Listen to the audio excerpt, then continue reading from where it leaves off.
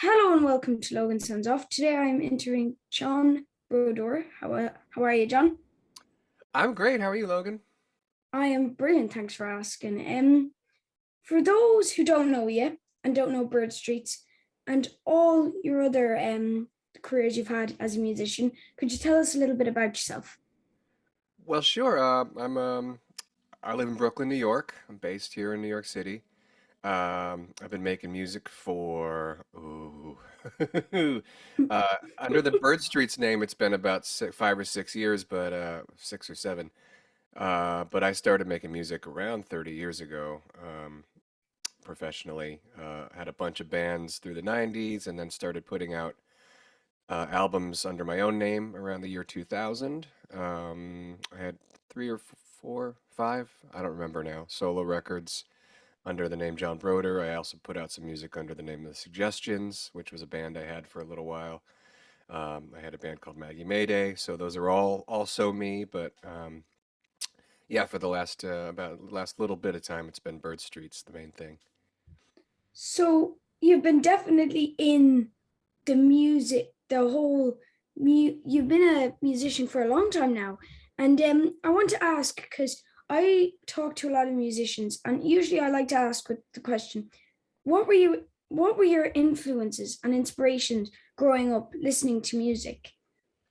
Well, when I was, excuse me, when I was very small, I was sick. I was very sick for a while when I was quite young, and so just kind of locked in the house a lot with my parents' records, and they had all the Beatles records. So those are sort of the bedrock. I think for a lot of songwriters, the Beatles are sort of the home base. And let's see.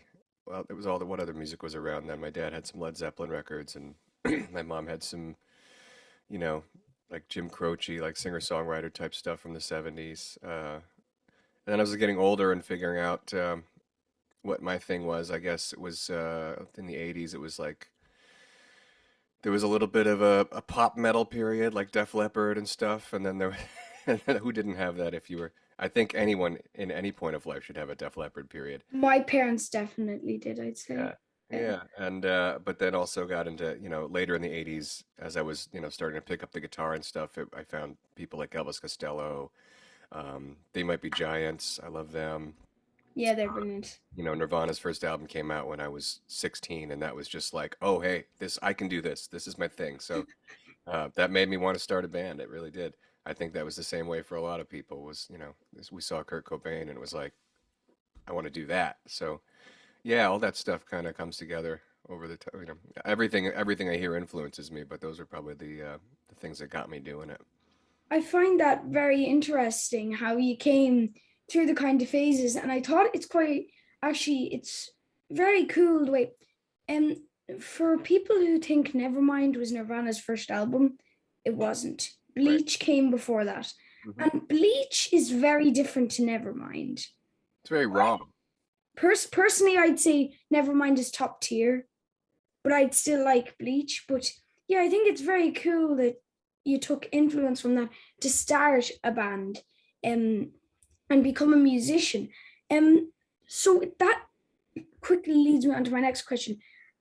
Have you ever been to any gigs growing up, or did you go to any gigs growing up? Went to a lot of gigs growing up. Excuse me. I just had my breakfast. The my parents took me to gigs when I was small. They took me to some like stuff that I wouldn't necessarily pay for myself, but I think they took me to gigs from the time I was like 4 years old. I saw a bunch of bands when I was young, but the things that really that I was really into, and I saw Elvis Costello play when I was like 13 years old. Whoa. Yeah, that was big on the Spike tour. That was my first record of his, and it's not a lot of people's favorite one of his, but it means a lot to me, that record.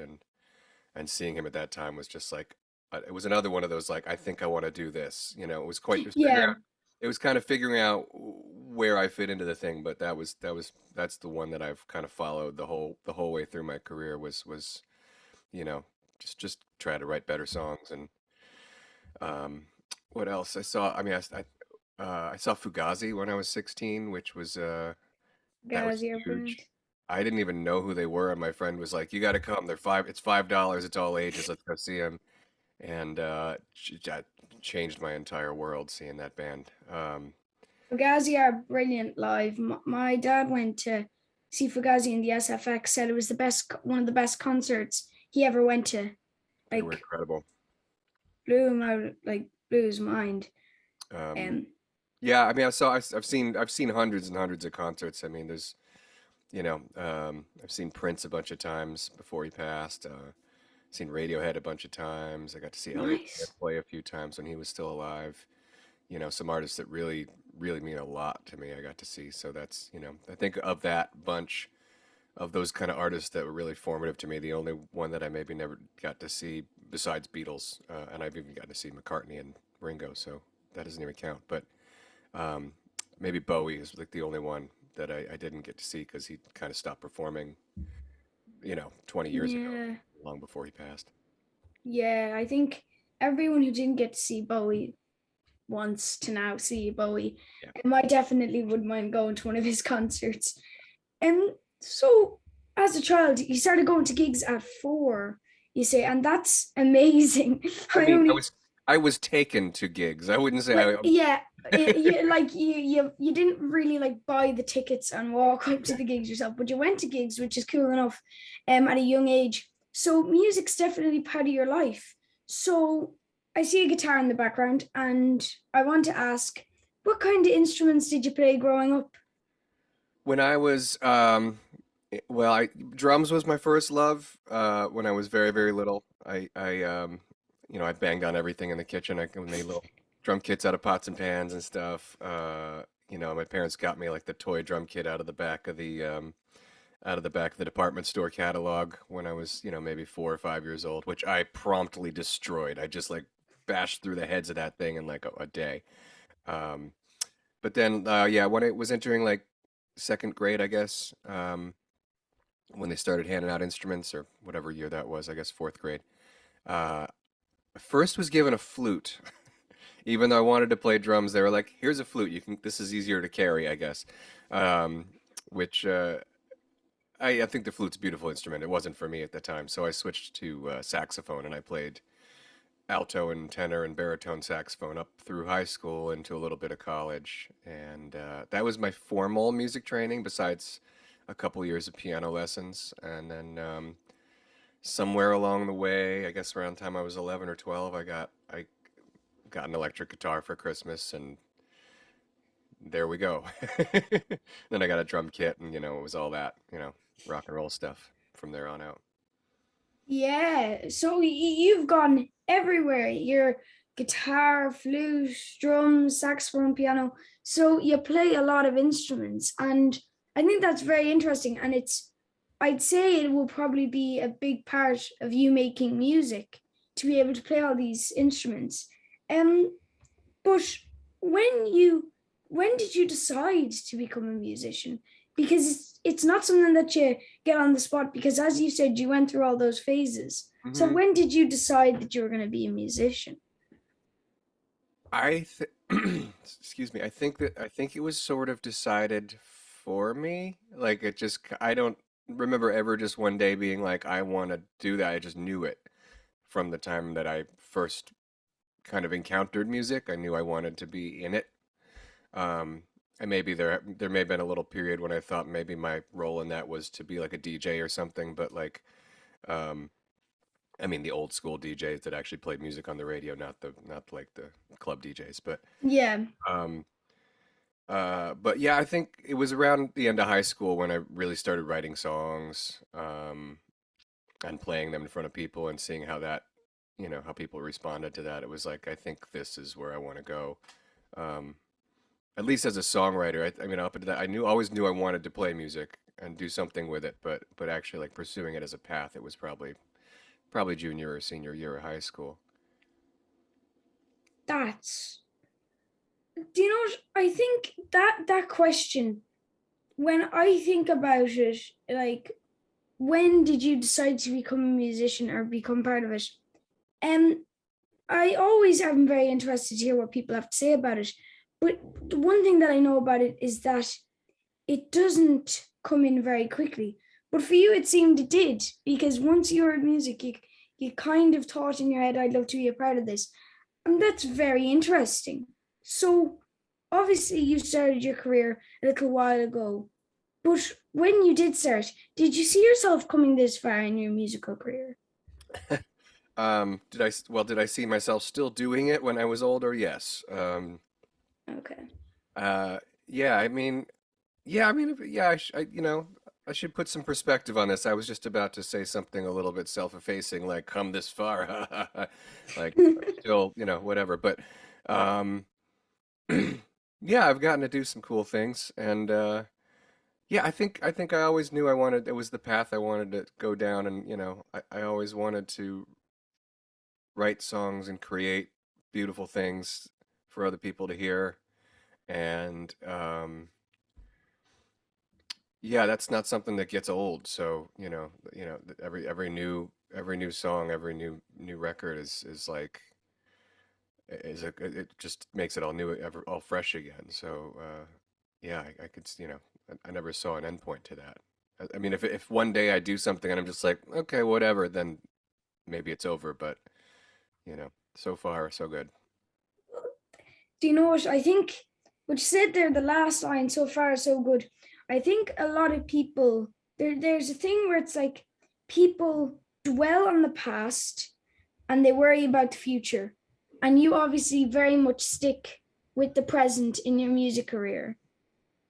I try to. I think I do a lot of the dwelling and the worrying in the songs themselves. My songs are a little, I've had people listen to my record and get on one of these calls and be like, "So my first question is, are you okay?" Like that kind of Jesus. stuff. God. I mean, it's funny. It's funny. I wear a lot of the emotional stuff in the lyrics, but that's my diary sort of. But yeah, it's yeah, I just try to like do what's interesting to me musically now and keep it fresh that way, other than every once in a while I'll go back and dig an old thing out and work on it and and try to make it new again. But yeah, just try to always keep it moving. That's brilliant. That's the perfect answer in my opinion. And obviously you're still keeping it moving with um your current project, Bird Streets. And when I heard Bird Streets, I thought, oh, that sounds like a band name. And I went, okay, so he's a solo artist. And where did the name come from? So where did the name Bird Streets come from? Well, when I first heard Bird Streets, I also thought that sounds like a band name, and Yeah. sure enough, it is. Um, I was in California the first time I worked with Jason Faulkner for for the first Bird Streets record, and I was like staying on an air mattress in my friend's crappy little Hollywood apartment. It was like 50 degrees. The whole thing was pretty miserable. It was very starving artist vibe. Uh, Oh, God. no, it's good. It's funny. Like sometimes you need to struggle a little bit I wrote some great songs, just like I have to get up and go for a walk because it's so cold here. Um, I think if you told that part of you back then that it was funny about the starving musician kind of thing that was happening, I don't think he'd be laughing. But I thought it was, sorry. I think at the time I thought it was like funny, but not like funny, ha ha. Just like, oh boy, this is funny. Um, Yeah, But peculiar yeah, so more. I was just kind of going for these long walks at night and just wandering around Los Angeles trying to write lyrics, trying to think of what songs I was going to take to the studio the next day, and kind of looking at a map on my phone, and I saw this place called the Bird Streets, which is it's very high-end neighborhood up in the Hollywood Hills where a lot of like people like Leonardo DiCaprio live, like really expensive mansions, and all the streets are named after birds, like Blue Jay Way and whatnot. And It's quite lovely. yeah, I wouldn't mind living on Blue Jay Way. I'm sure it's quite nice. I've driven through it. And that's about as close as I'll get to living there probably. But with just all up in the hills so you can see everything, and it's just beautiful.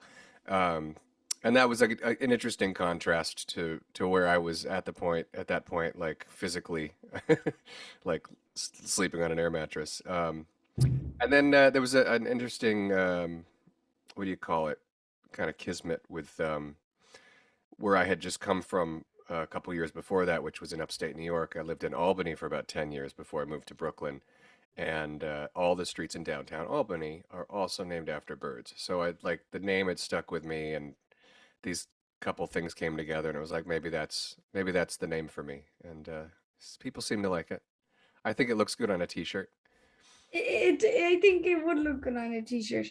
And do you know what? Something that a lot of people don't know is that band names you might think are really out there and must have taken a long time to think about, they just came to a lot of people. For example, the band Primus, who I like, who are quite popular in like the alternative rock part of music. Primus is a washing machine. That's literally where they got it Is that from. right? Yeah, AC/DC, that's from a battery. Right. So I mean, Bird Streets is a really unique name in that way, because Simple. it was so accidental that it was brilliant to find that name. So under Bird Streets now you've got 2 albums, and for one of your albums, Lagoon, I think, you worked with Pat Sansone, who worked with Wilco and Zach Jones. How did you find that experience? That must have been amazing. Well, Pat, I was a fan of Wilco. I've been a fan of Wilco since they came out, so going on 30 years, my gosh. Excuse me. And Pat joined in the 2000s. I had heard his name, outside of that too, because he also has a band called the Autumn Defense, which is kind of kind of like a 70s kind of pop band, like very, very singer-songwriter pop stuff, which is the stuff I kind of like was saying I kind of grew up on. So really melodic and pretty. So I was definitely a fan of like all the stuff that he was doing. And then a friend of mine who was a film director, we were working on a music video, and she was like, "You would get along with Pat," and I was like, "I'd love to meet him sometime." And she like called him right there. We were driving in the car. We had an hour to kill, so we just talked for the duration of the drive, and hit it off pretty well, verbally. And then the next month, I think it was only about a month later. Yeah, I went down to Nashville and started working with him, and we made the first batch of songs for Lagoon. And then about a year later, I went back down there, and we went down to Memphis, and we got to work with Jody Stevens from Big Star and with John Davis from Super Drag. So yeah, he's working with Pat's been great. He's one of the best dudes of. He's just like the most easygoing guy. Like got that really kind of That's all you need in a person, yeah, easygoing. sweet Southern kind of vibe. Just it's all good. That kind of thing. Yeah, I love that. that's And so musical. I mean, everything he touches is he can play everything and like make it sing. It's something else, man. that's a quality that a lot of people like. If a lot of I think an easygoing person is good enough, then somebody who can play a guitar and all that and really help you, that's brilliant. So Pat Sansone sounds like the perfect guy for your album, and I think that it's something that if you're not working with someone that you don't if you're working with someone that you don't like, it's going to make it a lot harder, the job. So it's nice to hear that you're able to work with him without any problems. um That's so what we look which for. That's what I try to sorry, look for is I try to look for somebody that I can feel comfortable, sharing ideas with. yeah, I feel like the other person is a little bit of an antagonist. It's not go- it's gonna at least for somebody like me, I don't respond well to that. So as long as if somebody makes me feel comfortable, better work will get done. It's like what you're yeah, saying. Yeah, yeah. that I think a lot of people are like that they feel if I'm working with them and it's working, I'll it's like if if work the system works. There you go. I, Yeah. I always like that saying. So obviously you've been working with really cool people like Pat Sansone and also Jason Faulkner, like Mm. you said, on your first album. So, which album did you find hardest to write? If you did find one hardest to write, Hardest to write. Oh, that was definitely Lagoon, because Lagoon is a record. This latest record is a lot of it is about um, breaking up with my wife, which was that's not fun. Divorce isn't fun. So hope you never have to find that out firsthand. So yeah, it was a struggle record, this one. The first record I wrote mostly with Jason, and it was just this, dawning of a new day, a new band name and new project and new collaborative, relationship. So that whole thing was just a blast to, this one was a lot more of digging real. heavy kind of record. This one I had to dig real deep, this latest record. Yeah. But it was also like it was hard, but it was good hard. It was necessary to get some of that stuff out. Like I said, the music is kind of my diary, so um, I had a lot to write about, and it's all there. Yeah.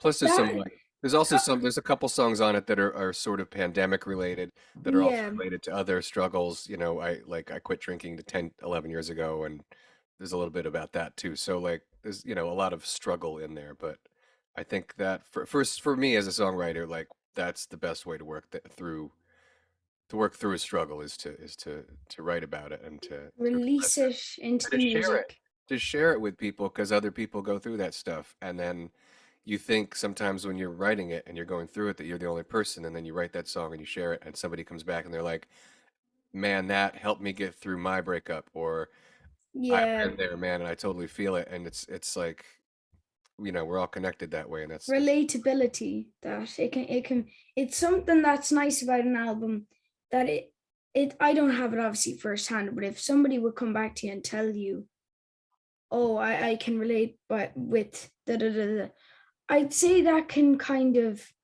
sometimes maybe push you to make more music and share yeah. more. So I think that's quite interesting. So what do you think a song needs to be good?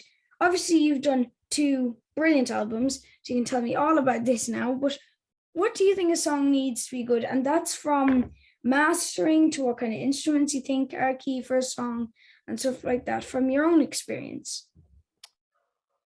Hmm. For a song to be good, gosh, I don't know. I feel like that's kind of a loaded question. It's sort of a moving goalpost, because there are songs that are uh the songs that are great without really much of anything. Like I just heard Janis Joplin singing Mercedes Benz last week, which is just her in a, like That, that backstage that's after a show just singing that's a cappella, and it's like that doesn't need it's anything else. very true. You know what I'm That's saying? very true. And it's just one verse that, it's just one thing that repeats. So it's yeah, that's such a tough question to answer. For me, it's, I'm if feeling I kind of awkward now. no, no, no. I mean, because it's an interesting question, but that I never really think about. I just know it when I hear it, kind of. But I don't think a lot about it. Like I know that for me, writing a song, I'll work on it until it makes me feel something. Um, until I don't know. I don't know how to put a point on it though. I don't know. I'm not always sure when it's ready, when it's done, when it's perfect, if it's ever perfect. What is perfect? You know what I mean? Well, It's a lot I mean, of, you're saying that you don't know, but really you've just given me an answer there. yeah, I guess. When something clicks, Yeah, then you know it's the perfect song. When you there is know it that. all clicks in your head. Perfect is a big word to use, but yeah, I mean, yeah, True. I That is I true. I work endlessly at the thing though, because I mean, I work on the lyrics, I change melodies right up until the time that I finish singing it, and sometimes afterward. Like there was a couple songs on the last record, and maybe one on this one where we thought we were done, and then like a week or two later, I'll call the guys and be like, "Can I come back in and re-record this part of this verse?"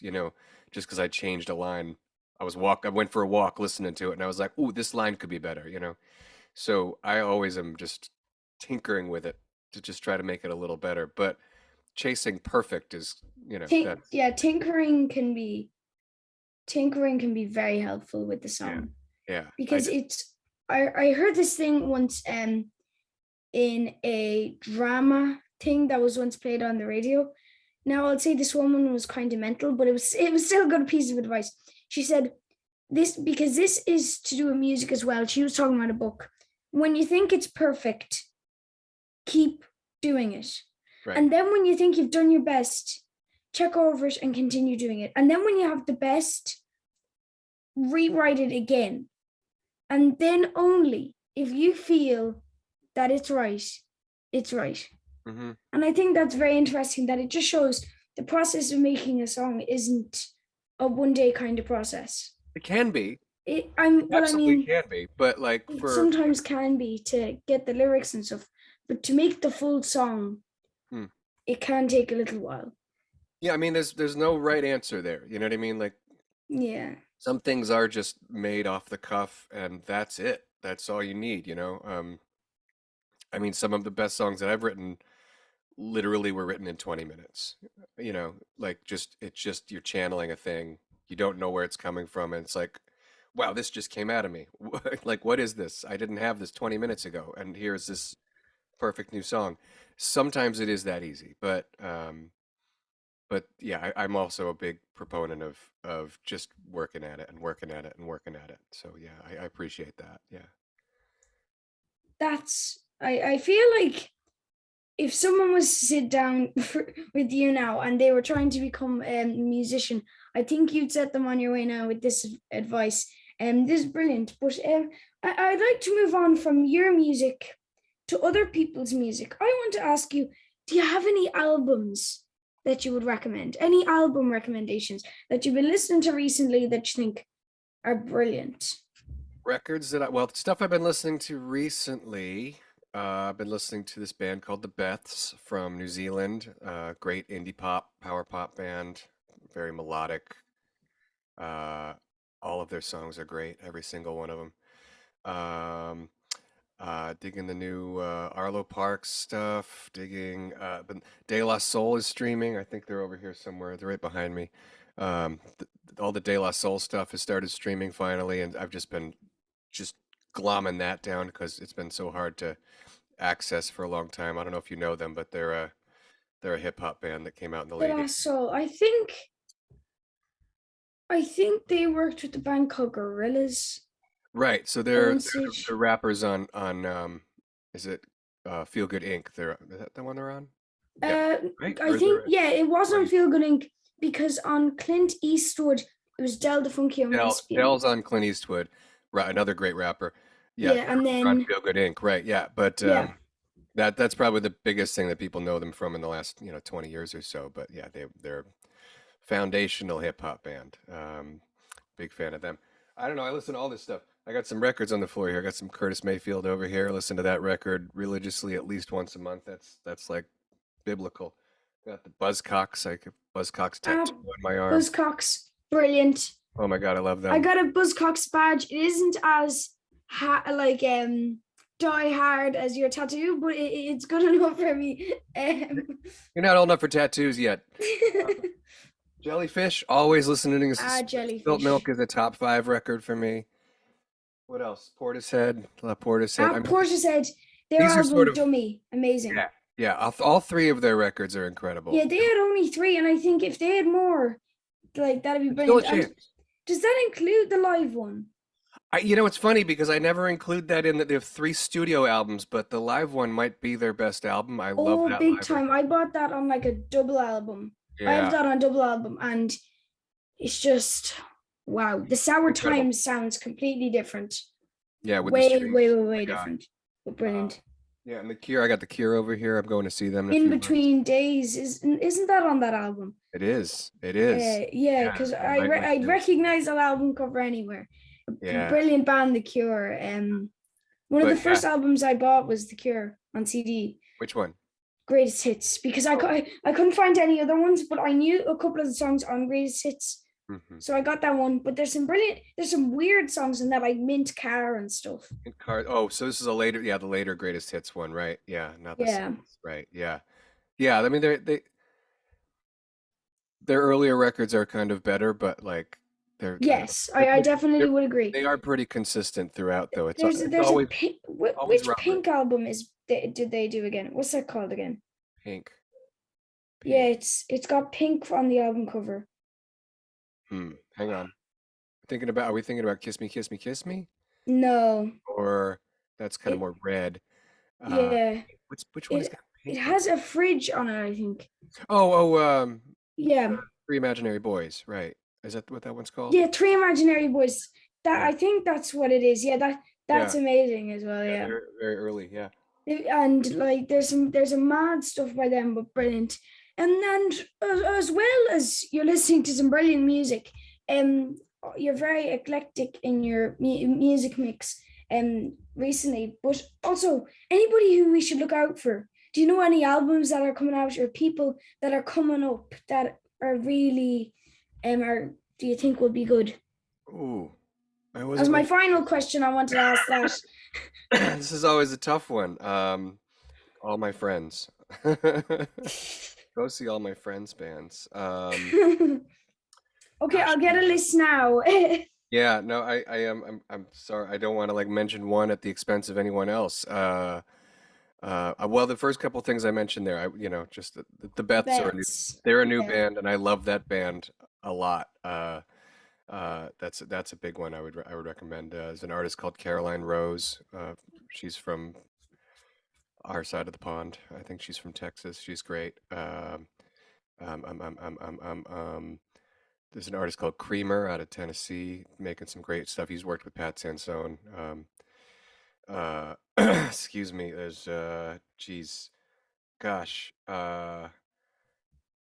Yeah, I don't want to go too far with this for because it's a rabbit hole, and also I'll feel bad about leaving somebody out if I do that. So, um, go on my Instagram page and just follow I Yeah. follow. Follow all um, my friends. They're great. well, I'll do that then. But I've run out of questions. I've got them all No. here. Oh, You've done them all brilliantly. I'll say that now. Some of them, you've taught me life lessons on, that I'll definitely think about in the future, and I'm still thinking about now. But thank you so much for joining me on my podcast. Like, I really, really appreciate it. I always love when musicians, DJs, authors come onto my podcast because it's always brilliant to talk to people well, about music and books. I'm really glad to be on here. I got to say, when I first came across your podcast, I was like, boy, if I had the access to do that kind of thing when I was your age, I would be doing the same thing, rating songs and doing interviews with people. So it's really cool, and keep it up, man. Well, some people have to keep the music alive. That's right. We need you. Thank you, John. Thank you so much. It's been such a pleasure to talk to you. Thank you so much. Thanks, man. Bye.